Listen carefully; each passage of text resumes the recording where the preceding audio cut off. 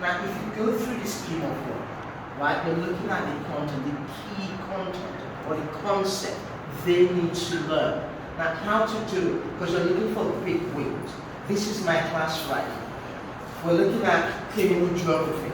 I know that these two students here, they're struggling with lesson 5, right? People there are struggling with lesson 3. How about we do it this way, okay? Now, every person struggling with lesson 5, because I'm going to give them a little checklist, and I'm going to rank the checklist. Rank is red, amber, green, like traffic light, right? Those that if you've mastered, because it's all about mastery, if you've mastered a particular concept, you can bring it, you can take it green.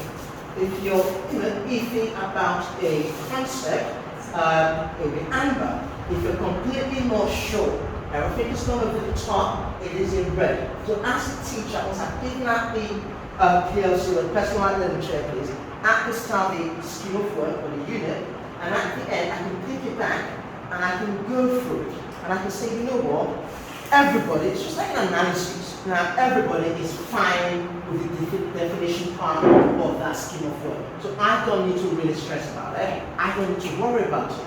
Now, I know 5 students are struggling with criminal geography. So I know the 5 students. So when we run intervention, because we want the intervention to be bespoke, we want it to be prescriptive. It's a waste of everybody's time. If I ask the whole class, right, you don't need to come in for intervention, but you know what? They know how to define geography already. They know how to define. There's no point in you coming to that session. It's a waste of your time. But I can target it. So this intervention today is everybody who needs to learn a little bit more about criminal geography. So the teaching as well is targeted. I'm not faffing around at the front of the classroom, wasting my time, wasting their time learning about how to define geography. They know that already. But the problem is criminal geography. And that's why, based on their responses, that is what we need to do. And now run a session for them to actually internalize. Remember what we said. They need to know how to do it. They can explain it to someone else. They can write it down. But more importantly, they can remember it in a few weeks, a few days. So that way, yes, you're not getting all the help from the government, but that way, you're targeting what they need to know. Okay? So these are the key areas, and these are what we're targeting. And then you go over it. The next session again, you go over it. You want those kids to be able, by the time you give them a new PLC, personalized learning checklist, you want to all the greens.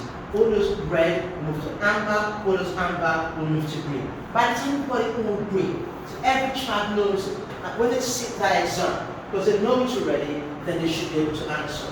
But more important as well, I think sometimes here you teach more about content as opposed to teaching them skills. Exactly. There's a difference between the content knowledge and skills knowledge. You might want to do a few sessions on skills. How do we answer exam questions? How do we decode, deconstruct questions? Because remember, I give an analogy all the time. If you're not feeling well, you go to the doctors. If the doctor doesn't know the cause of your ailment, they're not there. But if they know the cause, they're halfway to getting the cure.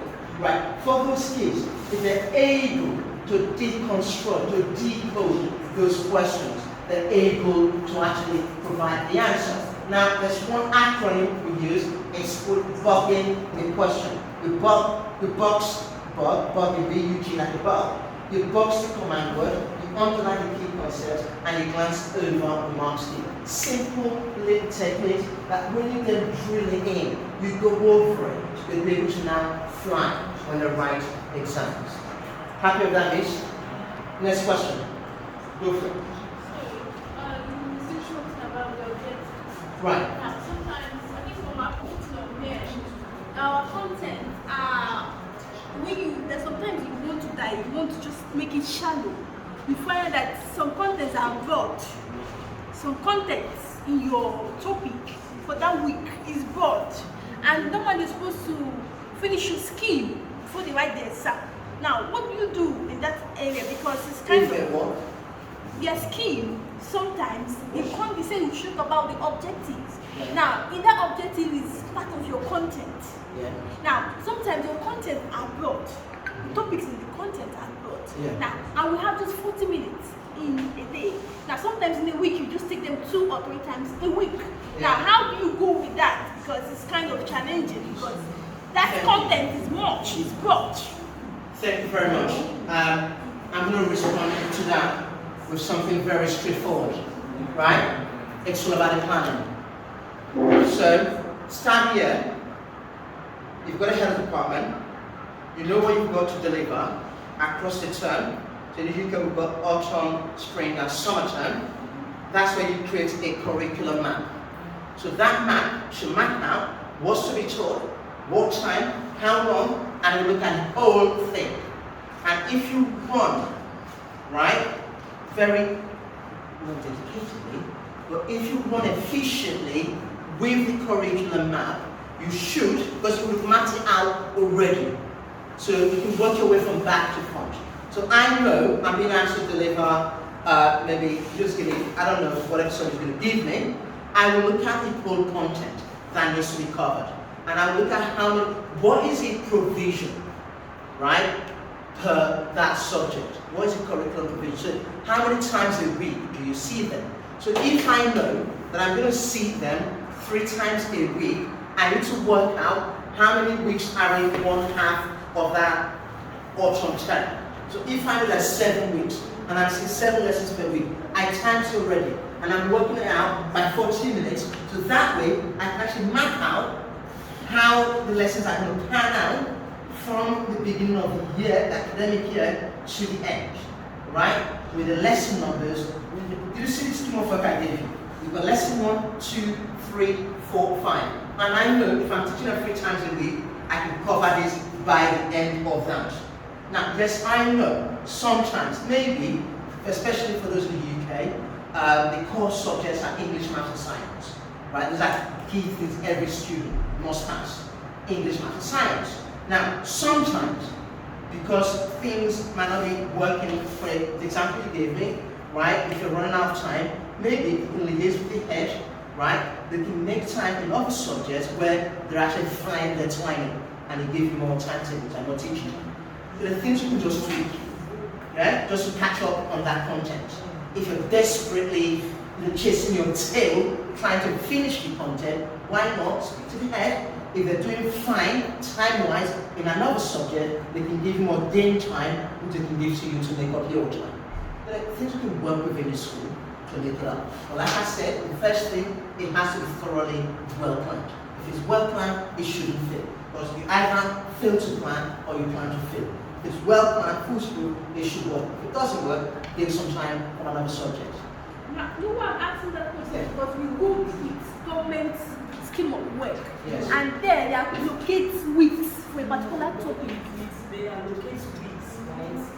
But like he said, if as a school we work with the curriculum now and we know that this children and this child is meant to cover this topic before he or she gets to the next class. Now, whatever time you cover it, whether it's with 10, whether it's with 5, the main thing is that it's been covered. Yes. That's what he's trying to say. And you try and work out looking for beginning. that time, that's the extra time to enable you cover that topic. And if you, like I said, if you run out of time as well, it's all right to catch up, allocate more time from somewhere else, or maybe your intervention session, rather than use that for revision, revisit, they give you part of the curriculum time as well. So when you do, because usually interventions are where you support them, prepping them for exams and the rest of it, you can use that as game time, as curriculum time, and they can use that time as well. Paul? I want to give more context on what she's saying. Okay. I understand it first. And I want to use a subject as an example, R&B. It's a subject called R&B. What's that? It's called Religion and National Values. Under R&B, we have CRS. We have social studies. We have civics. We have management. All under that subject.